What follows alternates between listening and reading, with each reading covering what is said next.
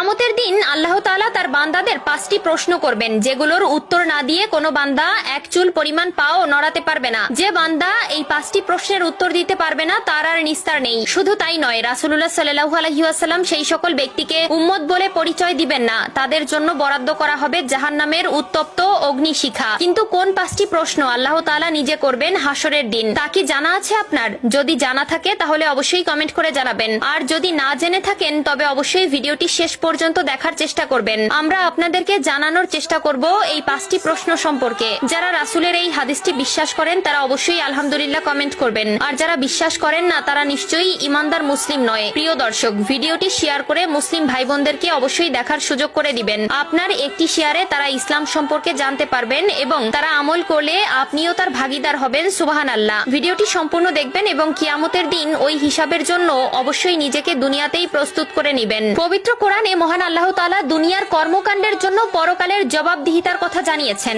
এছাড়াও রাসূলুল্লাহ সাল্লাল্লাহু আলাইহি ওয়াসাল্লাম বলেছেন, কিয়ামতের দিন এই 5টি প্রশ্নের জবাব না দিয়ে তারা আল্লাহর সামনে থেকে সরতে পারবে না। স্বয়ং আল্লাহ তাআলা নিজে তার বান্দাদের কিয়ামতের দিন যে প্রশ্ন করবে তার প্রথম প্রশ্ন হলো, জীবন কোথায় নিঃশেষ করেছো? আল্লাহ তাআলা আমাদের সুন্দর একটি জীবন দান করেছেন, যার জন্য আমরা আল্লাহর কাছে চিরকৃতজ্ঞ। আল্লাহ তাআলা আমাদের দুনিয়াতে পাঠিয়েছেন তার ইবাদত করার জন্য, তার দেখানো পথে চলার জন্য, তার আদেশ নিষেধ মেনে চলার জন্য এবং শয়তানের প্ররোচনা থেকে নিজেকে বিরত রাখতে। কিন্তু আমরা আমাদের জীবন কোন পথে অতিবাহিত করেছি তার উত্তর আল্লাহর কাছে দিতে হবে। আমরা আমাদের জীবন কেমন ভাবে কাটিয়েছি তার উত্তর না দিয়ে কোনোভাবেই নিস্তার পাওয়া যাবে না। 2 নম্বরে আল্লাহ তাআলা যে প্রশ্ন করবে তা হলো, সম্পদ কোথা থেকে উপার্জন করেছো? প্রিয় দর্শক, এই প্রশ্নের উত্তর আমাদের সকলকেই দিতে হবে। আমরা হারাম পথে নাকি হালাল পথে উপার্জন করেছি তার উত্তর না দেওয়া পর্যন্ত এক চুল পরিমাণ পাও নড়াতে পারবো না। এবং অবশ্যই সুদ, ঘুষ, চাঁদাবাজি এবং খারাপ পথে উপার্জন থেকে নিজে হালাল পথে ইনকাম করতে কষ্ট হলেও পরকালে আল্লাহ তাআলা আপনাকে শান্তির জায়গা দিবেন। 3 নম্বরে রয়েছে, তোমার উপার্জিত অর্থ কোন পথে ব্যয় করেছো?